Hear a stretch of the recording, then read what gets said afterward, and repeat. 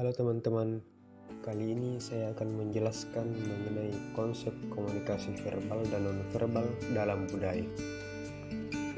Secara sederhana, komunikasi adalah proses pertukaran pikiran atau penyampaian pesan dari penyebar pesan, komunikator, ke penerima pesan atau komunikan dengan tujuan tertentu.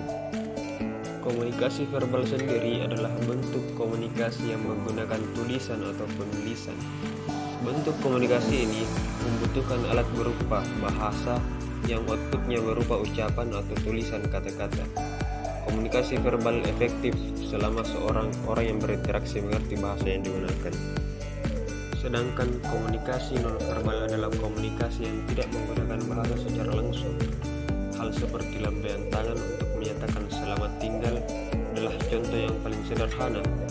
Komunikasi tidak memiliki struktur yang standar seperti bahasa, tapi dengan interpretasi dan logika, orang dapat mengerti maksud orang lain tanpanya.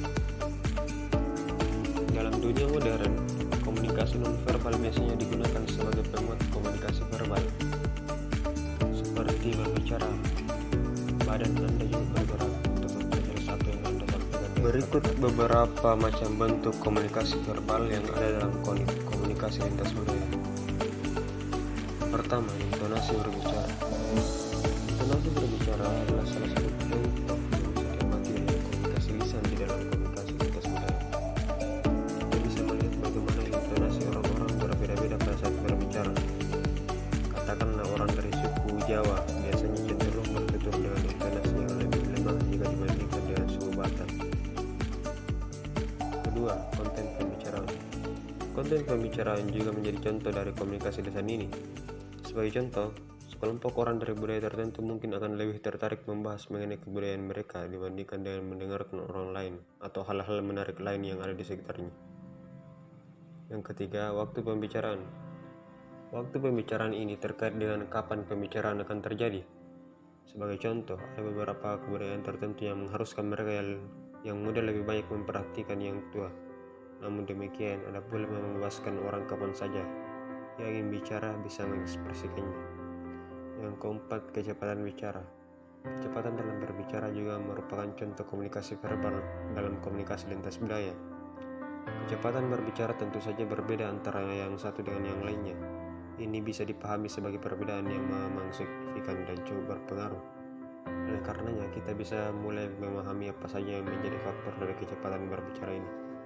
Kemudian yang kelima, gaya bicara juga merupakan hal yang bisa kita perhatikan pada interaksi lintas budaya ini terjadi.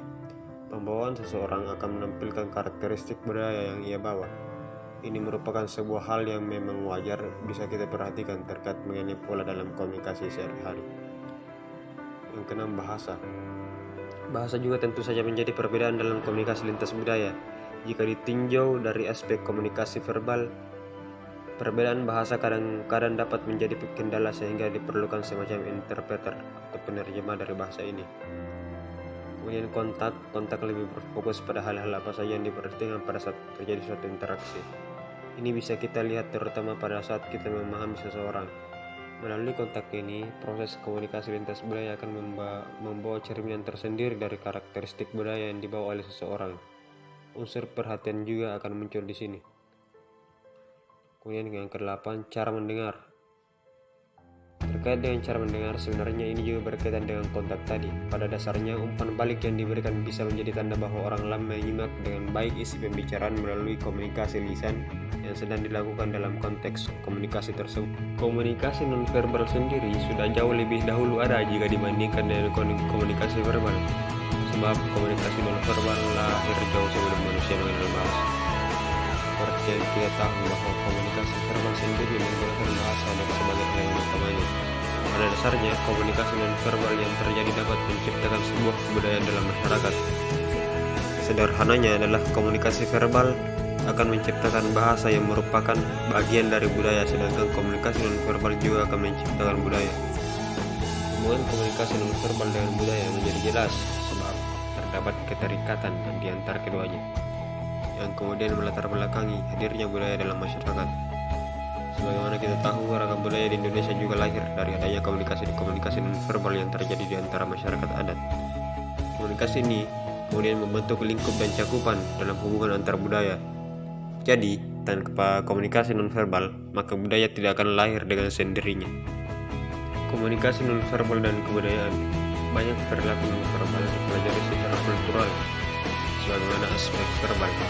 Komunikasi nonverbal juga tergantung atau ditentukan oleh kebudayaan, yaitu pertama, kebudayaan menentukan perilaku nonverbal yang mewakili atau melambangkan pemikiran, perasaan, keadaan tertentu dari komunikator.